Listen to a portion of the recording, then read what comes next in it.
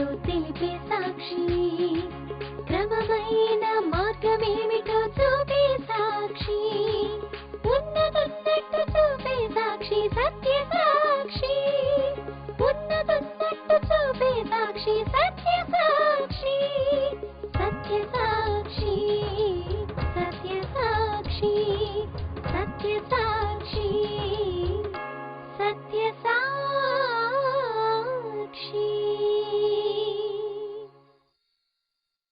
సత్య సాక్షి అను మా టీవీ కార్యక్రమమునకు ప్రేమపూర్వక ఆహ్వానము. సత్య సాక్షి.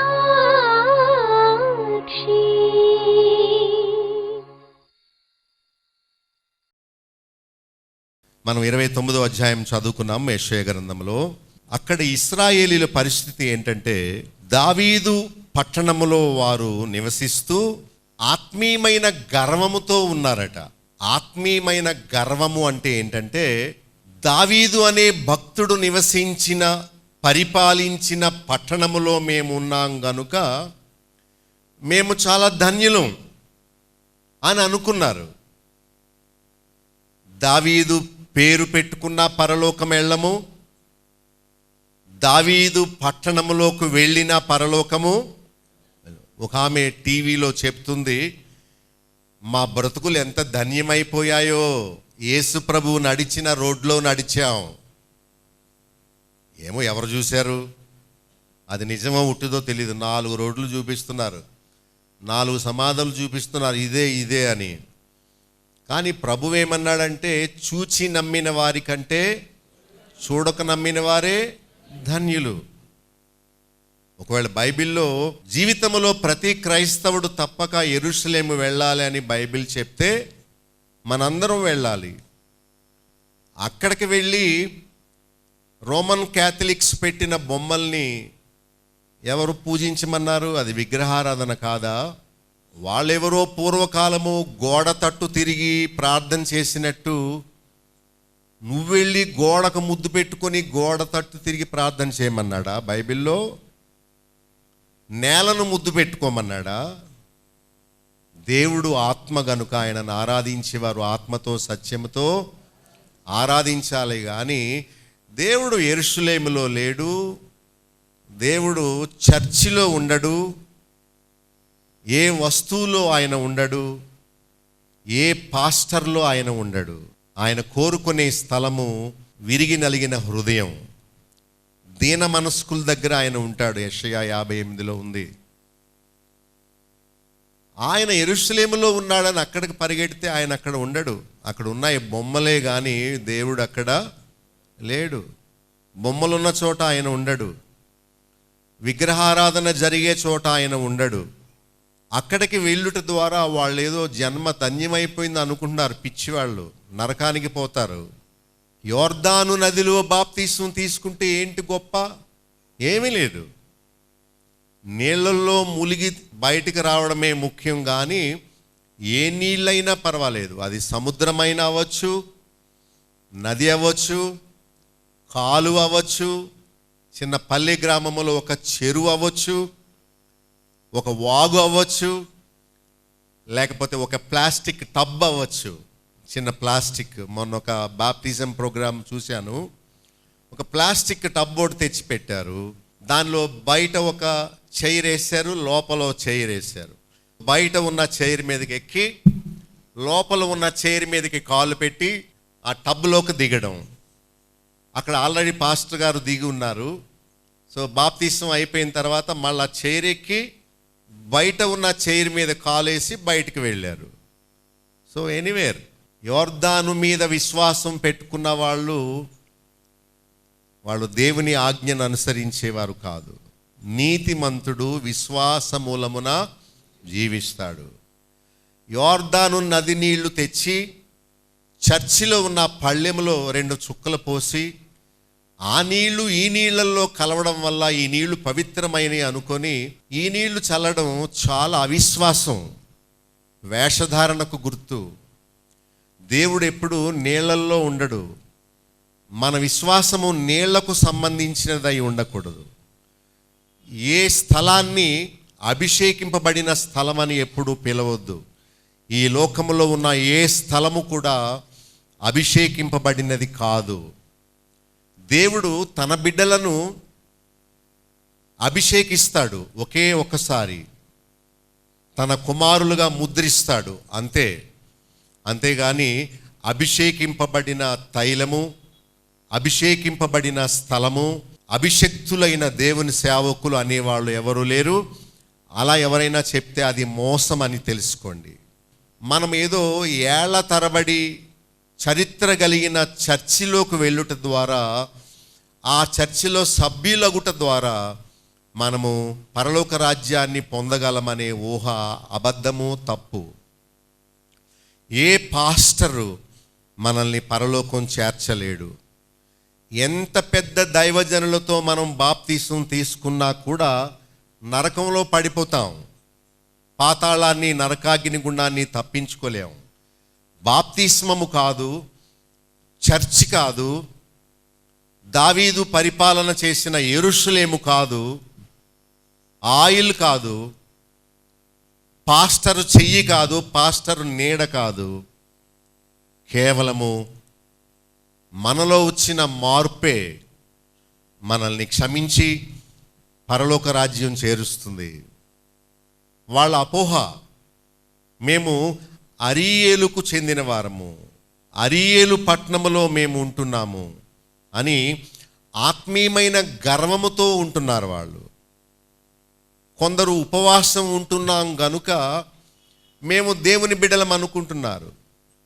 యెషయా 58 అధ్యాయం చదివితే అసలు నిజమైన ఉపవాసం ఏంటో, దేవుడు కోరే ఉపవాసం ఏంటో అక్కడ రాయబడి ఉంది. అది అనుసరించాలి.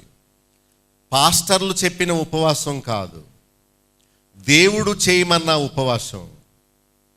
దీనులను ప్రేమించడం, బీదలకు సహాయం చేయడం, ఆకలి కొనిన వారికి నీ ఆహారాన్ని పెట్టడం, ఇది ఉపవాసం. మనం అనుకునే భక్తి కాదు, బోధకులు నేర్పిన భక్తి కాదు, బైబిల్ బోధించే భక్తినే మనం అనుసరించాలి. ఆత్మీయ గర్విష్ఠులను దేవుడు అణగొడతాడట. ఒకవేళ అలాంటి లోపము మనలో ఉందేమో మనం సరి చేసుకోవాలి. గర్విష్ఠులంటే ఎవరంటే, ఇది కాదు ఇది సత్యం అని చెప్పినప్పుడు చెప్పేవిలే ఇల్లు, మాకు తెలుసు ఏం చేయాలో, నువ్వు చెప్పినట్టు మేం చెయ్యం, మాకేది ఇష్టమో అదే చేస్తాం. అదే ఆత్మీయమైన గర్వం. దానివల్ల పడిపోవడం తప్ప ఏమీ లేదు. దేవుడు మరి ఏ ఉద్దేశంతో మిమ్మల్ని ఇక్కడికి తెచ్చాడో నాకు తెలియదు. దీన మనసు తెచ్చుకొని బ్రోకెన్ హార్ట్తో నేను చెప్పే ప్రతిదీ వాక్యాన్ని చూపించి చెబుతున్నాను గనుక ఇది దేవుని మాట అనే ఉద్దేశంతో మనం దానికి లోబడదాం.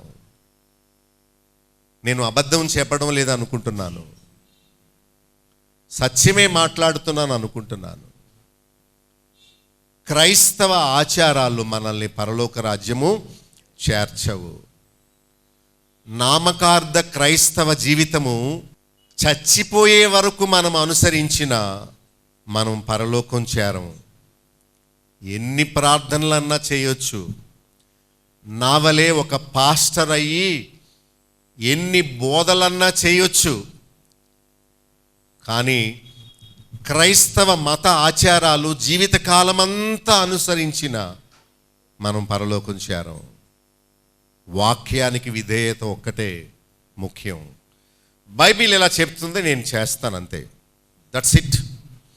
వేరే రెండో ప్రశ్న వద్దు. బైబిల్ చెప్పింది నేను అనుసరిస్తానంతే అని అనుకోవాలి. వాళ్ళ పాపం ఇంకోటి ఏంటంటే 9వ వచనంలో వారు ద్రాక్షారసము లేకపోయినా వారు మత్తులై ఉన్నారు. ఇది ద్రాక్షారసము లిక్కర్ తాగడం వల్ల వచ్చే మత్తు కాదు, ఇది అజ్ఞానం అనే మత్తు, అహంకారం అనే మత్తు, నాకు సమస్తము తెలుసు అనుకునే మత్తు, స్వనీతి అనే మత్తు. మీకు తెలుసా స్వనీతి అంటే ఏంటో?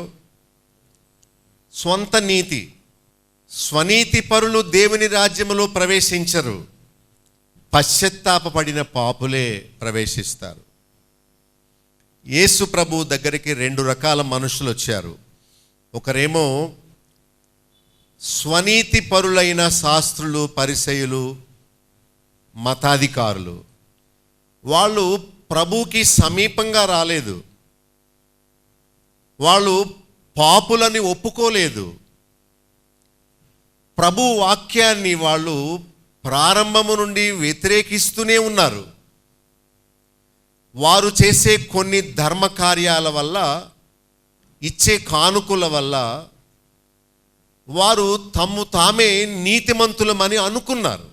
ప్రభు వారిని చూచి అన్నాడు, రోగులకే వైద్యుడు కానీ ఆరోగ్యము గల వారికి వైద్యుడు అక్కర్లేదు. నేను పాపరోగిని, నాకు నేను సహాయం చేసుకోలేను. వైద్యుడైన యేసుక్రీస్తు అవసరం నాకు చాలా ఉంది అని ఎవరు ఆ ప్రభు పాదాల దగ్గరికి వచ్చి పాపాత్మురాలైన స్త్రీ వలె పాపములు ఒప్పుకొని కన్నీరు కార్చి పశ్చాత్తాపపడి పాపమును దాచుకోకుండా ఒప్పుకొని విడిచిపెడతారో వారు కనికరము పొందుతారు. కానీ నేనేం చేశాను, ఇది కూడా తప్పేనా అని నెపములు చెప్పేవారు, సాకులు చెప్పేవారు, వారు అనుకున్న భక్తిని అనుసరించేవారు క్షమాపణ ఎప్పటికీ పొందలేరు. క్షమాపణ కావాలి అంటే అదిగో ఆ స్త్రీ కన్నీటితో ఆయన పాదాలని తడిపి తల వెంట్రుకతో తుడిచి పశ్చాత్తాపముతో ఏడ్చినట్టు మనం ఏడవాలి. ఒక పాపి తన హెల్ప్లెస్నెస్ని గుర్తించాలి.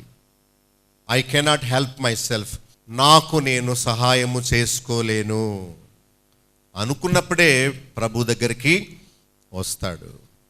సో ఆత్మీయ గర్వాన్ని విడిచిపెట్టాలి.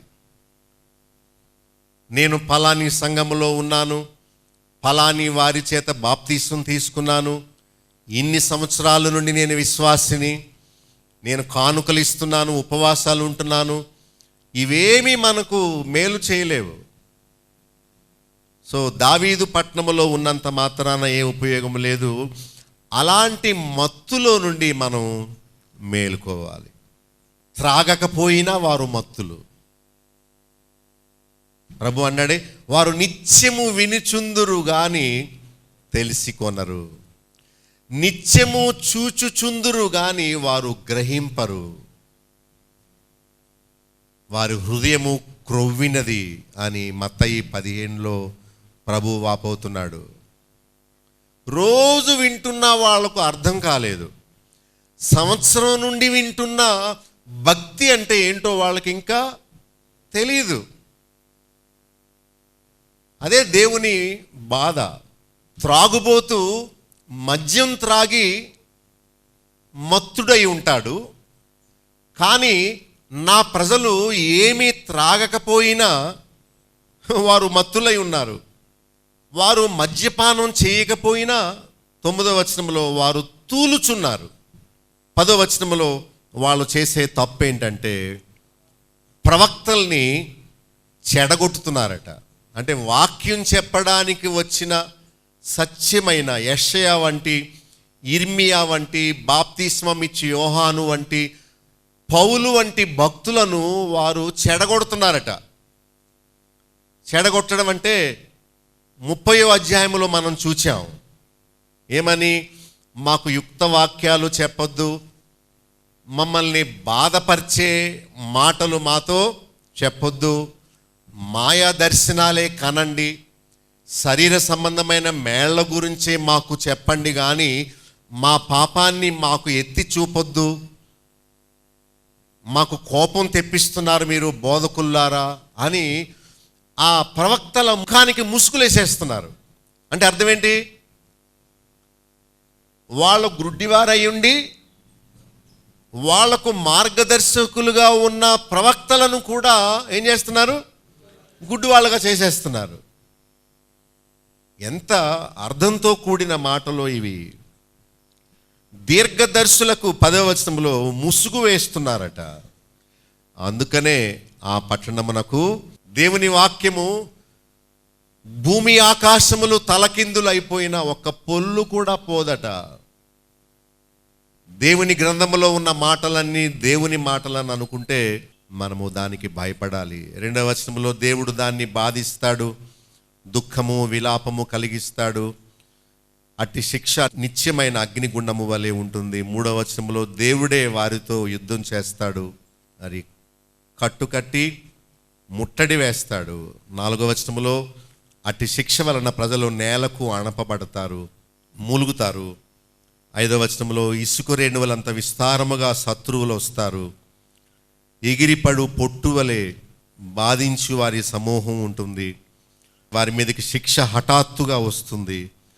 6వ వచనంలో ఉరుములు, భూకంపాలు, మహాశబ్దము, సుడిగాలి, తుఫాను, దహించు అగ్ని జ్వాలతో దేవుడు వారిని శిక్షిస్తాడు.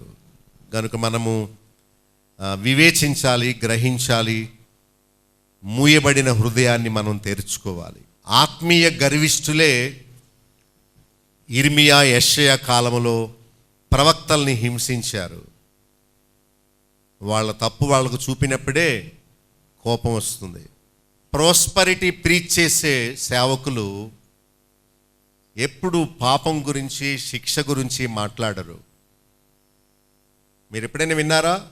అద్భుతాలు, స్వస్థతలు, మహత్కార్యాలు, అభిషేకాలు గురించి మాట్లాడే సేవకుడు ఎప్పుడు పాపము గురించి, దానివల్ల కలిగే శిక్ష గురించి ఎన్నడూ మాట్లాడడు. ఎందుకంటే ప్రజల్ని మానసికంగా సంతోషపరచడమే అతని ఉద్దేశం, తద్వారా సొమ్ము చేసుకోవడమే అతని ఉద్దేశం. ఈ స్థలము ఆశీర్వాదాల గురించి బోధించేది కాదు, పాపము గురించి మాట్లాడేది.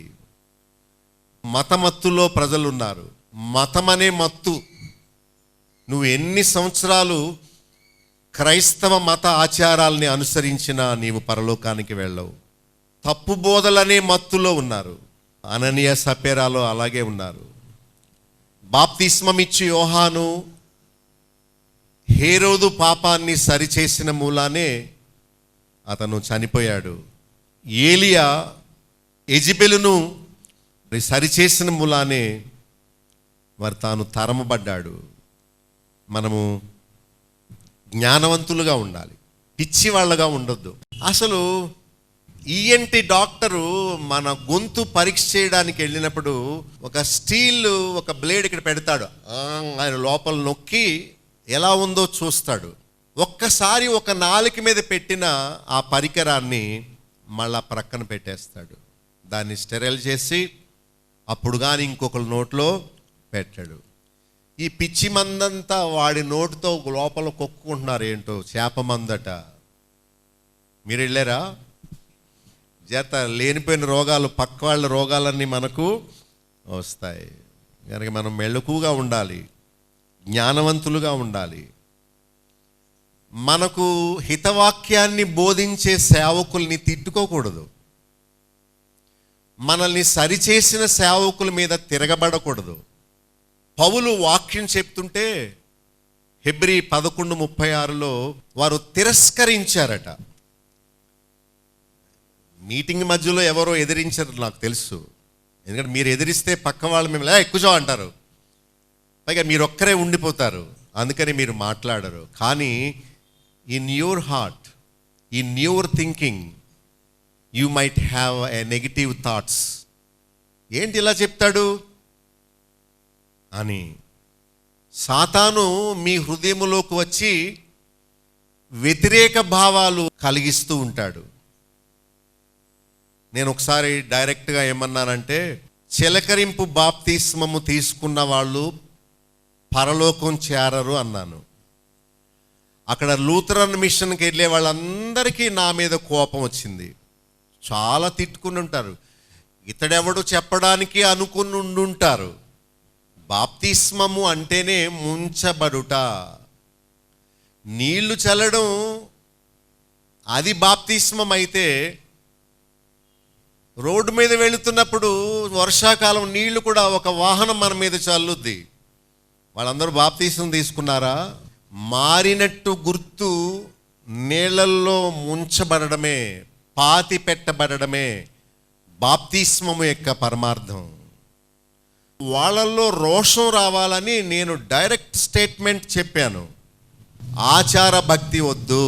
బైబిల్లో ఏ ఒక్క వ్యక్తి బాప్తిస్మం తీసుకున్నా వాళ్ళు నీళ్ళల్లో నుండి బయటకు వచ్చినట్టు రాసి ఉంది. నీ కొవ్వు కరుగుద్దా నీళ్ళలో దిగితే? నీళ్ళల్లోకి దిగడం కూడా బద్ధకమే, అది కష్టమే. దేవుని ఆజ్ఞను గైకొనడానికి నీవు కాస్తంత కష్టపడవా? ఓ పాస్టరు, ఓ విశ్వాసి, నీకు పోయేదేంటి చెప్పు? దేవుని వాక్యములో నీళ్ళల్లో నుండి బయటకు వచ్చినట్టు బాప్తిస్మం తీసుకున్న వాళ్ళందరి గురించి రాసి ఉంది. నీ సొమ్మేం పోద్ది నీళ్ళల్లో దిగి బయటకు వస్తే? దేవుని వాక్యానికి విధేయత చూపవా? ప్రభు చెప్పాడు మత్తయి 15:6లో, పితృపారంపర్యమైన మీ ఆచారమును బట్టి దేవుని వాక్యమును నిరర్ధకము చేయుచున్నారు. మీకు క్రైస్తవ మత ఆచారాలు ముఖ్యం కానీ, మనుషులు పెట్టిన పద్ధతులు ముఖ్యం కానీ, వాక్యానికి విధేయత చూపడం మీకు ఇష్టం లేదా అని ప్రభు వారిని దుయ్యబట్టాడు. అందుకనే పట్టుకొని చంపేశారు ప్రభువుని. హెబ్రీ 11:36లో తిరస్కారము, దెబ్బలు, బంధకాలు, ఖైదు, రాళ్ళు రువ్వారు, రంపంతో కోయబడ్డారు, శోధనలు, ఖడ్గము. ఇక 38వ వచనములో ఎన్ని బాధలు ఉన్నాయో. ఇర్మియా 43:2లో, ఇర్మియా 3:10లో, 19:15లో, 29:26లో ప్రవక్తల్ని వాళ్ళు గోతులో పడవేశారు, ఉమ్మివేశారు, బొండలు బిగించారు, సంకెళ్ళ చేత బాధించారు. వారు మొండికి తిరిగారట. ఆశీర్వాద బోధ చేస్తే ఎవరు బాధించరు, కానీ వారి తప్పును సరిచేసినప్పుడే ప్రజలకు కోపం వస్తుంది. వాళ్ళందరూ మత్తులో ఉన్నారని చెప్పాడు. No interest. మందిరంలో నిద్రపోయే వాళ్ళందరికీ ఏంటి? No interest. ఒక మంత్రి గారు కానీ, ఒక కలెక్టర్ గారు కానీ, ముఖ్యమంత్రి గారి లెవెల్లో ఉన్న మనిషి మనతో మాట్లాడుతున్నప్పుడు మనం ఆవలించామనుకోండి, నిద్రపోయామనుకోండి, ఏమంటాడు ఆయన? ఏమయ్యా నా మాటలంటే నీకు అసలు ఇష్టం కానీ మర్యాద కానీ లేదా అంటాడు. కేర్లెస్నెస్ వాళ్ళ పాపం అదే. వాళ్ళు గుడ్డివారు, తెలివిలేని వారు. యెషయా 56:10లో మూగ కుక్కలు మొరవలేరు, కలవరిస్తూ పడుకుంటారు, వారు నిద్రాసక్తులు. ఇదంతా ఆత్మీయమైన మత్తు, ఓవర్ కాన్ఫిడెన్స్. మేరకు మాలూమ్ అనుకోవడం, నాకు తెలుసు అనుకోవడం, ఇదే మత్తు. యెషయా 28:7లో వారు సొక్కి సోలి తత్తరపడి, 51వ అధ్యాయంలో 21-22లో ద్రాక్షరసము లేకయే మత్తురాలై శ్రమపడిన దాన, తూలి పడచేయు పాత్రను, క్రోధ పాత్రను ఆయన తీసివేస్తాడట. రక్షింపబడడానికి వారికి సత్య విషయమైన ప్రేమ లేదు, అవలంబింపకపోయిరి. అది దేవుడు ఏమని కోరుతున్నాడో వారు తెలుసుకోలేకపోతున్నారు. యెషయా 29:11-13. దీనంతటిని గూర్చిన ప్రకటన గూఢమైన వాక్యము వలె ఉన్నది. ఒకడు నీవు దయచేసి దీన్ని చదువుమని చెప్పి అక్షరములు తెలిసిన వానిని అప్పగించును. అతడు అది నా వలన కాదు, అది గూఢార్థముగా ఉన్నదని చెప్పును. 12లో మరియు నీవు దీన్ని తీసి చదువుమని చెప్పి అక్షరములు తెలియని వానికి దాన్ని అప్పగించును. అతడు అక్షరములు నాకు తెలియవనును. ప్రభు ఇలాగు సెలవిచ్చుచున్నాడు, ఈ ప్రజలు నోటి మాటతో నా యొద్దకు వచ్చుచున్నారు, పెదవులతో నన్ను గనపరచుచున్నారు, కానీ తమ హృదయమును నాకు దూరము చేసుకుని ఉన్నారు. వారు నా ఎడల చూపు భయభక్తులు ఏంటట, మానవుల విధులను బట్టి వారు నేర్చుకొనినవి. 11-12 వచనాల్లో వాక్యము ఎలాంటిదో చెబుతున్నాడు. దానిని గూర్చిన ప్రకటన గూఢమైనది. అది మామూలుగా అర్థం కాదు. ఒకవేళ లిటరేచర్ స్టూడెంట్ చదివినా కూడా అర్థం కాదు. దేవుని వాక్యము చాలా గూఢమైంది. దానిని కేవలము పరిశుద్ధాత్మ సహాయముతోనే మనము గ్రహించగలుగుతాం, కానీ మానవ జ్ఞానము చేత ఎప్పటికీ దేవుని వాక్యము గూర్చిన ప్రకటన మనం తెలుసుకోలేము. అక్షరములు తెలిసిన వాడికి అర్థం కాదు, అక్షరము తెలియని వాడికి కూడా అర్థం కాదు. ఒకవేళ అక్షరాన్ని తెలిసిన వాడికి దీన్ని చదివి చెప్పు అని ఇచ్చాడట. అతనేమన్నాడు, నాకు తెలియదు, అది చాలా గూఢార్థముగా ఉన్నదని చెప్తున్నాడు. తెలిసినవాడు తెలియనివాడు కూడా నా వల్ల కాదు, నాకు తెలియదని చెప్తున్నారు. దీనిలో కూడా మూర్ఖత్వం ఉంది. ఎంత మూర్ఖత్వం ఉన్నదో! చదవమంటే కూడా వాడు చదవనంటున్నాడు, నాకు తెలియదు అంటున్నాడు. ఇది గూఢార్థంగా ఉన్నది, నాకు అర్థం కాదు అంటున్నాడు. తెలుసుకోవాలనే ఆశ ఉంటే చాలు, దేవుడు విద్య లేని పామరులకు కూడా దాన్ని అర్థం చేయిస్తాడు. పేతురు యోహానుల ధైర్యాన్ని చూచి వీరికి ఇంత జ్ఞానం ఎలా వచ్చింది అని వాళ్ళు ఆశ్చర్యపడ్డారు. అయితే ఆ ప్రక్కన ఏమని రాస్తుంది, వీరు ప్రభువుతో కూడా ఉండిన వారని గుర్తెరిగారు. ప్రభు సన్నిధి నీకు దేవుని వాక్యములోని గూఢార్థాలని తెలుసుకునేలా చేస్తుంది. దేవుని సన్నిధి చాలా ముఖ్యం.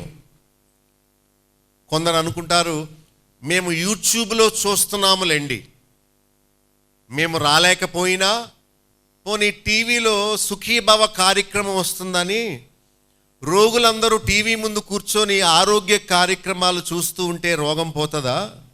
పోదు. ఏం చేయాలి? పర్సనల్గా డాక్టర్కి చూపించుకోవాలా వద్దా? దేవుని సన్నిధిలో దేవుని స్వరాన్ని వింటాము. దేవుని ఆత్మ మనలను కదిలిస్తాడు, ఒప్పింప చేస్తాడు. తోటి విశ్వాసులను చూడడం వల్ల మనలో ప్రోత్సాహం అనేది వస్తుంది. దేవుని సన్నిధానములో దేవుడు మనలను స్వస్థపరుస్తాడు, నూతనపరుస్తాడు, బలపరుస్తాడు. మన ప్రార్థనలు, మన ఆరాధనలు స్వీకరిస్తాడు.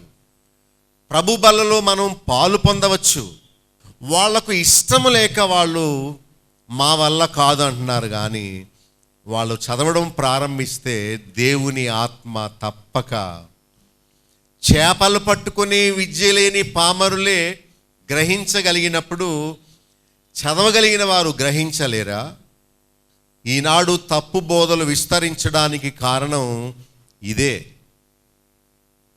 చదవగలిగి ఉండి చదవరు. ఒకవేళ చదువు లేకపోతే వినాలి. ఓకే, చెవులు బాగానే ఉన్నాయి కదా. ప్రభు చెప్పాడే, క్షయమగు ఆహారము కొరకు కష్టపడకుడి, కానీ నిత్య జీవము కలుగచేయు అక్షయమగు ఆహారము కొరకే మీ డబ్బు వెచ్చించండి. తృప్తి కలిగించని దాని కొరకు మీ డబ్బును ఎందుకు వ్యయపరుస్తారు? యెషయా 55:1-2 వచనాల్లో సంతుష్టి కలుగు చేయని దాని కొరకు మీ కష్టార్జితాన్ని ఎందుకు వేస్ట్ చేస్తారంటున్నాడు. మన దగ్గర ఉన్న డబ్బుతో మనము వాక్య జ్ఞానాన్ని సంపాదించాలి. మనకున్న వినికిడి శక్తితో వాక్యాన్ని వినాలి. చదవగలిగిన వాడేమో గూఢార్థం నాకు వద్దు అంటున్నాడు, చదవలేని వాడేమో నేను చదవలేను కనుక నాకు వద్దు అన్నాడు. మీ ఇంటికి పోస్ట్ మ్యాన్ ఒక కవర్ తెచ్చాడు అనుకోండి, మీరు చదువు రాదని దాన్ని చెత్త గుట్టలో పడేస్తారా? ఏం చేస్తారు? అది చించి ఏంటో చూసి అర్థం కాకపోతే ఇంగ్లీష్ వచ్చిన వాళ్ళ దగ్గరికి వెళ్ళి ఇదేంటో చూడు బాబు అంటారు. ఇంతకీ ఏంటంటే, మీరు తాకట్టు పెట్టిన బంగారం ఆభరణాలు ఫలానా తారీఖు వేలం వేయబడుతున్నాయి, మీకు వారం రోజులు టైం ఇచ్చాం, కావాలంటే విడిపించుకోండి అనే నోటీస్ అనమాట. ఒకవేళ నీవు దాన్ని నిర్లక్ష్య పెట్టావనుకో, నీ వస్తువు పోతుంది అంతే. దేవుని వాక్యం కూడా అలాంటిదే. ప్రజలు ఆధ్యాత్మికమైన అంధత్వములో ఉన్నారట. అంటే దేవుని గూఢవాక్యాలను అర్థం చేసుకోలేకపోవచ్చున్నారు. వారు వస్తున్నారు, వారు వింటున్నారు, వారు చూస్తున్నారు, వారు అభినందిస్తున్నారు, జ్ఞాపకం పెట్టుకుంటున్నారు, రాసుకుంటున్నారు, కానీ ఆ ప్రకారం చేయడం లేదు. వాళ్ళకే బుద్ధిహీనులు అనే పేరు పెట్టాడు. ఇసుక మీద కట్టుకున్నవారు. మనం 9-10 వచనాల్లో చూచాము. ఏమనంటే 10వ వచనములో, మీకు నేత్రములుగా ఉన్న ప్రవక్తలను చెడగొట్టి ఉన్నారు. దైవ సేవకులట ఎలా ఉన్నారు? మీకు దారి చూపించే కళ్ళు. మనకు కళ్ళు లేకపోతే ఎలా వెళ్ళాలో మనకు ఎలా అర్థం కాదో, దేవుడు పెట్టిన దైవ సేవకులు మనకు కళ్ళు లాంటి వారట. వాళ్ళు దాన్ని చెడగొట్టుకున్నారు. ఇంకో మాట చివరిలో ఏముంది? మీకు శిరస్సుగా ఉన్న దీర్ఘదర్శులకు మీరు ముసుగు వేశారు. I gave them as ice, as a head to lead you. మిమ్మల్ని నడిపించడానికి వారిని మీకు నేత్రాలుగా, శిరస్సుగా ఇచ్చాను. అయితే ఆ శిరస్సు మీద మీరు ముసుగు వేసేసారు. ముసుగేసేయడం అంటే ఏంటి? మాకేమి దారి చూపించొద్దు, మాతో ఏమి కఠినంగా మాట్లాడొద్దు, మాకు దేవుని మార్గాలు ఏం చెప్పొద్దు, మమ్మల్ని దీవించి పంపేయి, మాకు భవిష్యత్తు ఎలా ఉంటుందో సోది చెప్పు అని అలా చేశారట. దేవుడు ఎంతో బాధతో ఈ విషయాన్ని చెప్తున్నాడు. 13వ వచనములో వాళ్ళు చేసే తప్పు ఏంటంటే, వాళ్ళు నోటి మాటతో నా యొద్దకు వచ్చుచున్నారు, పెదవులతో నన్ను గనపరచుచున్నారు, కానీ తమ హృదయమును నాకు దూరము చేసుకున్నారు. వారు చూపించే భక్తి అంతా మానవుల విధులను బట్టి వారు నేర్చుకొనినవి. ఎంత స్పష్టంగా ఉందో. ఒకవేళ మీకు ఒక లిస్టు అడిగాను అనుకోండి, దేవుని వాక్యము కాకుండా క్రైస్తవ బోధకులు మానవులు పెట్టిన విధులు ఏవి అంటే మీరు చెప్పగలరా? ఒక్కొక్కరు ఒక్కొక్కటి. అది బైబిల్లో లేదు, కానీ పాస్టర్ పెట్టాడు మానవ విధులు. దేవుడు అన్నాడు, మీరు అనుసరించవలసింది నా కట్టడలు, నా ఆజ్ఞలు, నా వాక్యం మాత్రమే. మీరేమో పారంపర్య ఆచారము పాటించుట కొరకు నా వాక్యమును అర్థము లేనిదిగా చేసేస్తున్నారు. అంటే మీరు క్రైస్తవ మత ఆచారాలు అనుసరించడానికి చాలా ఇంట్రెస్ట్ చూపిస్తున్నారు, కానీ వాక్యాన్ని అనుసరించట్లేదు అన్నాడు. ప్రారంభ సంఘమే మనకు మాదిరి, అపోస్తలులు వేసిన పునాదే మనకు మాదిరి.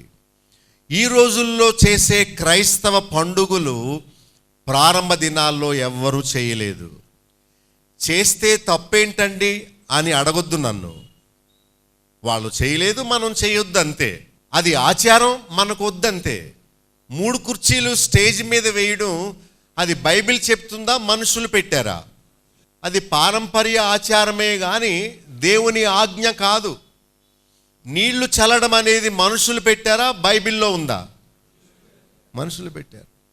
కింద పడి కొట్టుకోవడం అనేది మనుషులు పెట్టారా, బైబిల్లో ఉందా? మనుషులు పెట్టినవే. ఇవన్నీ లిస్ట్ రాసుకుని ఉన్నాను, నా దగ్గర ఉంది, మీకు కావాలంటే ఇస్తాను. పెద్ద లిస్టు, ఎన్నున్నాయో. ప్రజలకు ఇవి కావాలి కానీ ప్రజలకు వాక్యం అక్కర్లేదట. వాక్యం వద్దు. కొత్త కొత్త ఆచారాలు ఏమన్నా ఉంటే వాళ్లకు కావాలట. రావడానికి వస్తున్నారు, వాళ్ళు వింటున్నారు, చదువుతున్నారు కానీ వారు గ్రహించుటలేదు. వాళ్ళు నోటి మాటలు పెదవుల పలుకులతోనే వస్తున్నారట, కానీ హృదయం మాత్రం దూరంగా ఉంది. దేవుడేమో నా కుమారుడా నీ హృదయము నాకిమ్ము అంటుంటే అది అడగొద్దు. నీకు కానుకలు ఇస్తాను, పండుగలు చేస్తాను, చర్చి కట్టి పెడతాను, ఏం చేయమన్నా చేస్తాను, కానీ వాక్యానికి విధేయత మటుకు నన్ను అడగొద్దు. దేవుడు అన్నాడు, నువ్వు రాకపోయినా పర్వాలేదు కానీ నీ హృదయాన్ని మాత్రం నాకు ఇవ్వు అన్నాడు. మనమేమంటాం, హృదయాన్ని ఇవ్వను, రమ్మంటే వస్తానని. మన గురించే రాశాడు. పాటలు పాడినప్పుడు ఉన్న ఆసక్తి వాక్యము వినేటప్పుడు ఉండదు. ఎందుకంటే వాళ్ళు కాదనుకున్నారు. I don't want to listen to the word of God. Pastor చెప్పేది అంతా వినడానికి నేను పిచ్చోడిని ఏం కాదు అని సెల్ ఫోన్లో మెసేజ్లు పెట్టుకుంటారు. వచ్చేస్తున్నా, నాకు వీడు ఇంకా ముగించట్లేదు, wait I love you, you love me. మందిరంలో మైండ్ ఆబ్సెంట్, బాడీ ప్రజెంట్. హృదయం లేదు ఇక్కడ, శరీరం మాత్రం కూర్చొని ఉంది. ఇందాక చెప్పానే ఉదాహరణ, వారు రండి భోంచేద్దాం రండి, మీకోసం ఎంతో ఎదురు చూస్తున్నాం అన్నారు. వాళ్ళ మనసుల్లో మాత్రం వీళ్ళు తిండిబోతులు తెగ తినేస్తున్నారు, దేవా వీళ్ళు ఎక్కువ తినకుండా చేయండి, వాళ్ళ బారి నుండి తప్పించండి, నాకు చుట్టుకున్నారండి అని తిట్టుకుంటున్నారు మనసులో. పైకి మాత్రం కొంచెం 2 పీసులు వేసుకోండి అంటున్నారు. వాళ్ళ అబ్బాయి బయట పెట్టాడు. హిపోక్రసీ అంటారు.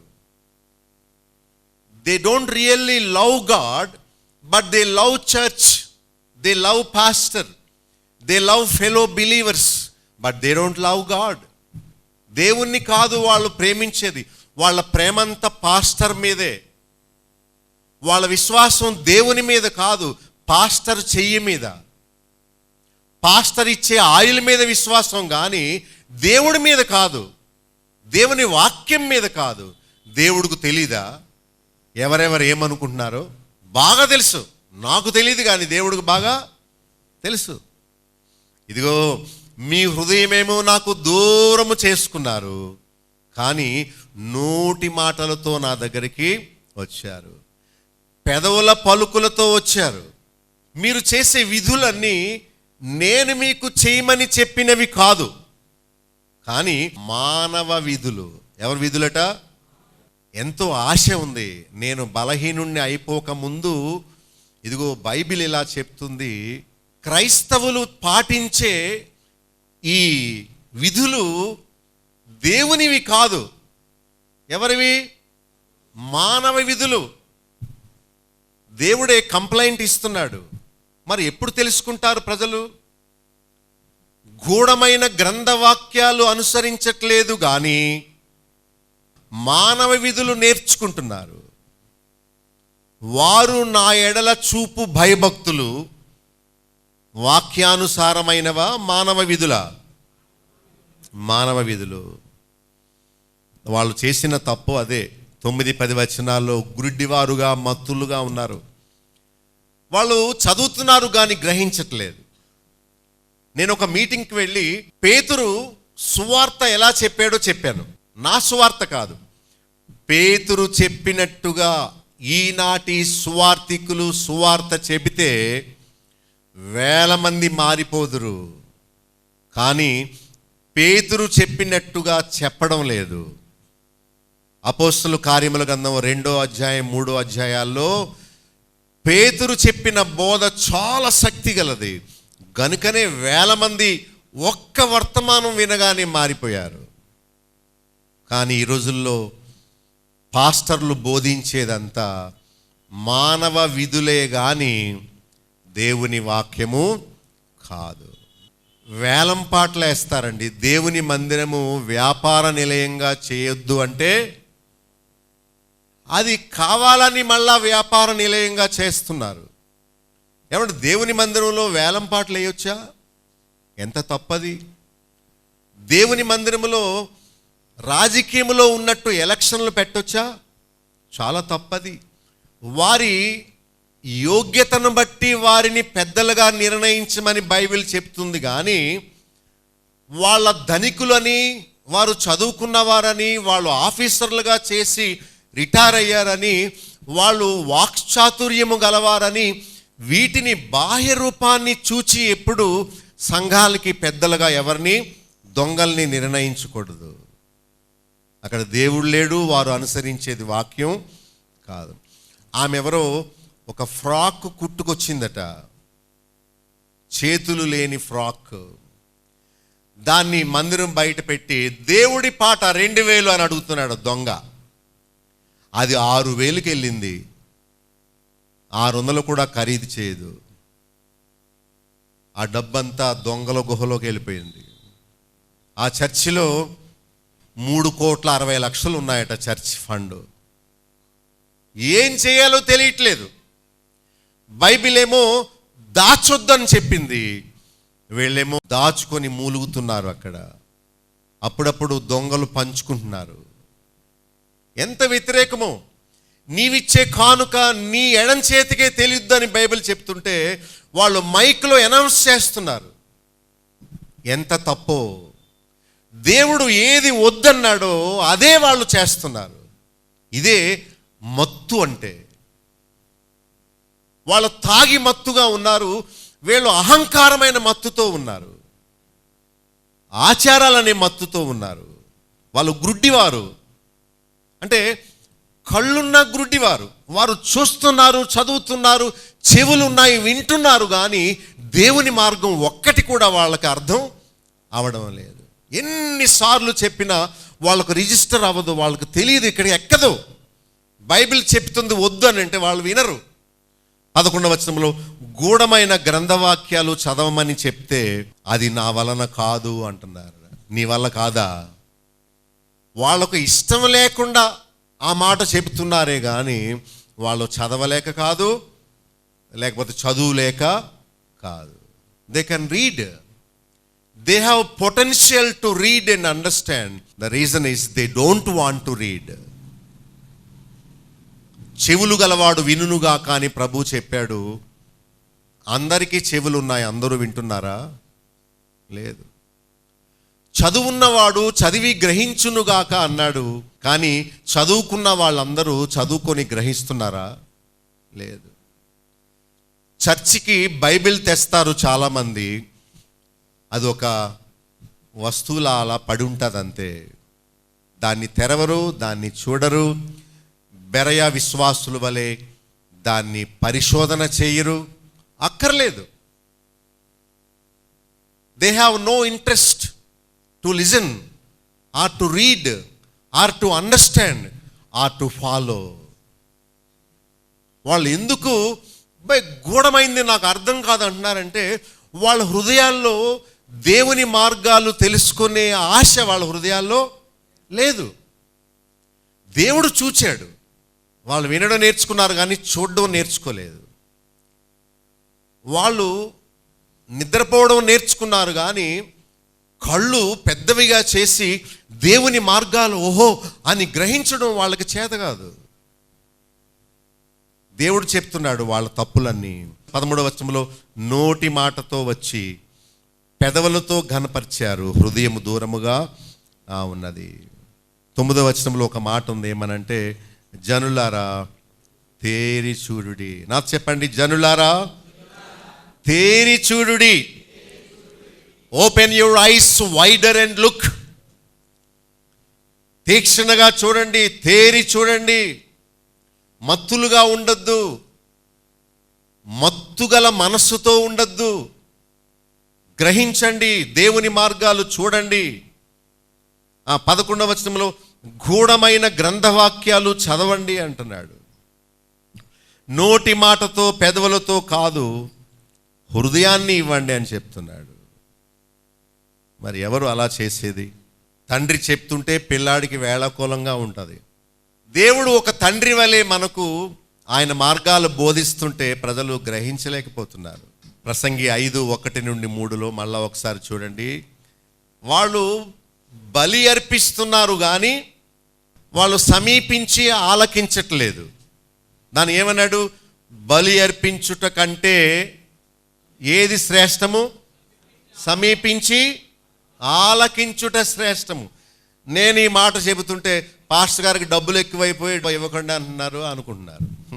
బైబిల్ అంటుంది కానుకలు ఇవ్వడం కాదయ్యా, వచ్చి కూర్చొని వాక్యం విని ఆ ప్రకారము చెయ్యి. పాటలు కాదు, ప్రార్థన కాదు, సాక్ష్యాలు కాదు, సమీపించి ఆలకించు. Come closer and listen and understand. దేవుడు మన నుండి కోరేది ఏంటో మనం తెలుసుకోవాలి. దేవుని సన్నిధిని అనాలోచనగా పలకకూడదు. త్వరపడద్దు, నీ నాలుకను కాచుకో, నీ మాటలు కొద్దిగా ఉండాలి. పెక్కు మాటలు పలుకువాడు బుద్ధిహీనుడు. నామకార్థంగా వద్దు అంటున్నాడు. మీకు పార్ట్ టైం లవర్ గురించి చెప్పనా? పార్ట్ టైం లవర్ అంటే వాడి అవసరాల కోసమని ప్రేమించేవాడు. పార్ట్ టైం జాబ్ లాగా పార్ట్ టైం లవర్స్ ఉంటారట. ఇస్కరియోతు యూదా పెట్టిన ముద్దు ప్రేమతో పెట్టిన ముద్ద. ఒక వేశ్య అతని ముందుకు వస్తుందట, ముఖం మీదకి వస్తుంది. అతను కళ్ళు మూసుకొని అనుకున్నాడట, నేనంటే ఈమెకి ఎంత ప్రేమో, పెట్టి ముద్దు పెట్టి అనుకుంటున్నాడట. కానీ ఎంతసేపటికి ముద్దు పెట్టట్లేదు. అప్పుడు ఏంటి ముద్దు పెట్టలేని చూస్తే పాకెట్ ఇలా బయటికి లాగి ఎంత ఉంది అని చూస్తుందట. ఒక నిజంగా ముద్దు పెట్టింది అనుకోండి, దేనికోసం? పైసల కోసం. దేవుడు అన్నాడు, నా దగ్గరికి మీరు వచ్చేది కూడా దీనికోసమేనా? హృదయం ఇమ్మంటే ఇవ్వరు, వాక్యం వినమంటే వినరు, అర్థం చేసుకోమంటే చేసుకోరు, నాకు లంచం ఇవ్వడానికి వచ్చారా అని అడుగుతున్నాడు. ప్రజలు డాక్టర్ని, లాయర్ని అవసరాల కోసం వాడుకుంటారు. ఏమండి, కేసు అయిపోయిన తర్వాత ఎవడైనా ప్లేటర్ దగ్గరికి వెళ్తాడా? అతని ముఖం చూస్తాడా? రోగం తగ్గిపోయాక ఎవరైనా డాక్టర్ గారు బాగున్నారా అని వెళ్తారు ఎవరైనా? ఎవ్వరు పోరు. మనం కూడా దేవుడి దగ్గరికి వచ్చేది కష్టం వస్తేనే. దేవుడు అనుకుంటాడు, వీళ్ళ కష్టం పోతే నాకు చిక్కరు, అందుకని కష్టం అట్టే పెడతాడు. ఆయన తక్కువడేంటి? ఆయనకి తెలుసు ఎవరెవరు ఎలా నరకాలో ఆయనకు తెలుసు, ఎవరెవరిని ఎక్కడ పెట్టాలో ఆయనకి తెలుసు, ఎవరెవరి గర్వం ఎలా అణచాలో కూడా ఆయనకు తెలుసట. పండుగ క్రైస్తవులు ఉంటారు కొందరు, వాళ్ళు ఓన్లీ పండుగకు వస్తారు. ఆదివారపు క్రైస్తవులు ఉంటారు కొందరు, కేవలం ఆదివారమే దేవుడు వారికి జ్ఞాపకం వస్తాడు. నామకార్థ క్రైస్తవులు ఉంటారు, పేరు జాన్నే కానీ లూసిఫర్ లాగా బతుకుతారు. ఇస్కరియోతు యూదా అని పెట్టుకోవాల్సింది పేరు. వేషధారులు, మానవ విధులకు ప్రాముఖ్యత ఇచ్చేవారు దేవుని వాక్యము అనుసరించలేరు. దేవుని వాక్యము అనుసరించేవారు మానవ విధులకు ప్రాధాన్యత ఇవ్వరు. మీరు ఎవరిని చూడండి, రెడ్ కలర్ షర్ట్ వేసుకున్న పాస్టరు వేషధారి, అది ఒక్కటే పై సూచన. ఎలా చెప్పగలరు? రంగుదేమో, వాడి మనసులో ఏముందో వాడి యొక్క అవతారం కూడా అలానే ఉంటుంది. కోటు, బూటు, సూటు, ఈ మధ్య ఆఫ్ కోట్లు వేస్తున్నారే. ఆఫ్ కోట్ అంటే చొక్కాయి మీద వేస్తారు, ఈ మధ్య వేస్తున్నారే పాస్టర్లు, వాళ్ళు అనమాట. నేనన్నాను, నేను వేషధారిని కాదు, I'm a very simple man. ఏది ఉంటే అది వేసుకుంటాను. ఎర్రని రంగు బైబిల్లో మీ పాపములు రక్తము వలె ఎర్రనివైనను, కెంపు వలె ఎర్రనివైనను వాటిని తెల్లగా చేస్తాను రండి అన్నాడు. సో మెతుకు పట్టుకుంటే అన్నం ఉడికిందో లేదో తెలిసిపోయినట్టు ఒక మనిషి వేషం అంటే విశ్వాసుల గురించి మాట్లాడట్లేదు. సేవకుడు అలా తయారయ్యాడంటే వాడు ఒక వేషగాడు అనమాట. బాహ్యమైన రూపానికి ఎవరైతే ప్రాముఖ్యత, ప్రాధాన్యత ఇస్తారో వారు అంతరంగములో చాలా గర్విష్ఠులు, అహంకారులు, పాపపు మనసు కలిగిన వారు. ఇందాక చెప్పింది మళ్ళా చదువుతాను. మానవ విధులకు ప్రాధాన్యత ఇచ్చేవారు దేవుని వాక్యానికి అవిధేయత చూపుతారు. ఓకే, ఇంకోటి చెప్తాను. దేవుని వాక్యానికి విధేయత చూపేవారు మానవ విధులు అనుసరించరు. క్రిస్మస్ పండుగ చేసుకోవడం మానవ విధి. పండుగ క్రైస్తవులు వాక్యాన్ని తెలుసుకోరు, అనుసరించరు. కానీ వాక్యము ఎరిగిన వారు ఎన్నడూ ఆచారాలు అనుసరించరు. మొదటి శతాబ్దములో వాళ్ళు చేశారా? నేను చేస్తాను. అపోస్తలులు బోధించారా? నేను బోధిస్తాను. అపోస్తలులు హల్లెలూయా అనమని చెప్పారా? నేను వాళ్ళు చెప్పిందే చేస్తాను. పాస్టర్ గారు వాక్యములో ఉన్నదాన్ని చెప్పండి నాకు అని మనం చెప్పాలి. పారంపర్య ఆచారమా లేక దేవుని వాక్యమా? ఇర్మియా 17:9-10 హృదయములను అంతరింద్రియములను పరీక్షించి వాటిని బట్టి దేవుడు ప్రతిఫలం ఇస్తాడు కానీ మనం చేసే ప్రార్థన నోటి పలుకులను బట్టి కాదు. ఓకే, దేవుడిచ్చే ప్రతిఫలము హృదయాన్ని బట్టా లేక మాటలను బట్టా? వెరీ క్లియర్ కదా. ప్రభువే చెప్పాడు, ప్రభువా ప్రభువా అని పిలిచేవాడు పరలోకం చేరడు కానీ తండ్రి చిత్త ప్రకారము చేయడు. ప్రజలకు విధేయత చూపడం ఇష్టం లేక వాళ్ళు తప్పించుకుంటున్నారు.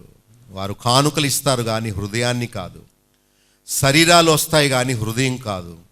వారు వినువారు మాత్రమై ఉండి మరి వారి యొక్క హృదయాన్ని ప్రభువుకి ఇవ్వరు. ఒకతను వేషధారుల మీద బుక్ రాయాలనుకున్నారట. ఎక్కడ దొరుకుతారా అంటే ఒకతను చెప్పాడట, నీవు చర్చిలోకి వెళితే బోల్డ్ మంది వేషధారులు దొరుకుతారు అని అన్నారట.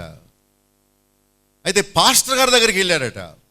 పాస్టర్ గారు, మీ చర్చిలో వేషధారులు ఎవరున్నారో చెప్పండి, మంచి వేషధారిని చూపించండి, నేను వేషధారుల మీద ఒక బుక్ రాయాలనుకున్నాను అని అన్నారట. భలే ప్రశ్న వేసావయ్యా, నీకు మంచి మనిషిని చూపిస్తాను, ఎక్కడున్నాడు అంటే అన్నాడట, నువ్వు డైరెక్ట్గా మీ ఇంట్లోకి వెళ్ళు, అక్కడ అద్దంలో ఉంటాడు చూసుకో అన్నారట. మీకు ప్రశ్న వేస్తాను, తప్పక మీరు రెస్పాండ్ అవ్వండి. ఏంటంటే, నేను వేషధారిని అనుకున్న వాళ్ళందరూ మీ చేయి చూపించండి ప్లీజ్ ఒక్కసారి. చాలా సంతోషం, చేతులు చూపించిన వాళ్ళందరూ క్షమించబడిన వారు. చేతులు చూపించని వారందరూ వేషధారిని కాను అనుకునే వేషధారులు. నేను ఏ పాపము లేనివాడని అనుకునే వాళ్ళే వేషధారులు. ఒక పాపిని క్షమించవచ్చు కానీ వేషధారిని దేవుడు క్షమించడు. ఎందుకంటే వాడి పశ్చాత్తాపం కూడా ఒక వేషధారణే. తండ్రి నన్ను క్షమించు, ఇదొక పెద్ద వేషం. దేవా నేను పాపిని. తెలియక మనుషులు పెట్టిన పద్ధతులను గౌరవించాను, నీ వాక్యం ద్వారా నా కళ్ళు తెరిపించారు, నీకు స్తోత్రాలు. నేను ఇక నుండి బైబిల్లో ఉన్నట్టే నేను చేస్తాను. మతాలు ముఖ్యం కాదు, మిషన్లు ముఖ్యం కాదు, బోధకులు ముఖ్యం కాదు, నీ వాక్యము ముఖ్యము, నువ్వు ముఖ్యం అంతే. నాకు ఎవరు ముఖ్యం కాదు, నువ్వు నీ వాక్యం ఒక్కటే అని ఎవరైతే తీర్మానం చేసుకుంటారో వారిని దేవుడు దీవిస్తాడు. ప్రార్థన చేసుకుందాం. పరిశుద్ధుడైన తండ్రి, నీ వాక్యము మాకు అనుగ్రహించారు. నీ వాక్యపు వెలుగులో మా బలహీనతలని మాకు చూపినందుకు స్తోత్రాలు. మేము పాటలు పాడడం నేర్చుకున్నాము, సాక్ష్యాలు చెప్పడం నేర్చుకున్నాం, కానీ గూఢమైన నీ వాక్యాలు తెలుసుకోలేకపోతున్నాం. మమ్మల్ని క్షమించండి. మేము చూపించే భయభక్తులన్నీ ఒకవేళ మానవ విధులను బట్టి నేర్చుకున్నావేమో, వాటిని ఇప్పుడే విడిచిపెడుతున్నాము. పారంపర్య ఆచారాలు, పండుగలు, మానవ పద్ధతులు, మానవ విధులకి స్వస్తి చెప్తున్నాము. మేమందరము నీ వాక్యానికి విధేయత చూపించే విశ్వాసము మాలో ఇవ్వండి. సైతాను చాలా యుక్తిగా మమ్మల్ని దారి తప్పించడానికి మాకు ఆచారాలు నేర్పించాడు. ఈ రోజు నుండి వాటికి దూరంగా ఉండడానికి మాకు సహాయం చేయండి. నీ ఆత్మ ద్వారా మాతో పలికించిన మాటలు మేము విధేయత చూపడానికి కృప ఇవ్వండి. పండుగ క్రైస్తవులుగా, ఆదివారపు క్రైస్తవులుగా, నామకార్థ క్రైస్తవులుగా మేము ఉండక నీ మార్గాలు తెలుసుకుని మా హృదయాన్ని మీకు అర్పణగా ఇచ్చి నాయనా వాక్యానుసారముగా మేము బ్రతికే క్రైస్తవులుగా మమ్మల్ని చేయవలసిందని వాక్యం విన్న వారందరి హృదయంలో ఒక మంచి విత్తనము వలె వాటిని నాటి నీ రాజ్యము కొరకు నీ రాకడ కొరకు మమ్మల్ని సిద్ధపరచవలసిందని యేసు నామములో ప్రార్థించి వేడుకొనుచున్నాం తండ్రి. ఆమేన్. మా చిరునామా బాబులో గండి, chairman, Bethel assembly, Nallajerla. Pin code 534112, పశ్చిమ గోదావరి జిల్లా, ఆంధ్రప్రదేశ్. మా ఫోన్ నంబర్స్ 088118277333. మా సెల్ నెంబర్ 9440111250. మరొక సెల్ నెంబర్ 9000000803. మా ఈమెయిల్ ఐడి satyasakshi.tv@gmail.com. మా వెబ్సైట్ www.bethelassembly.net.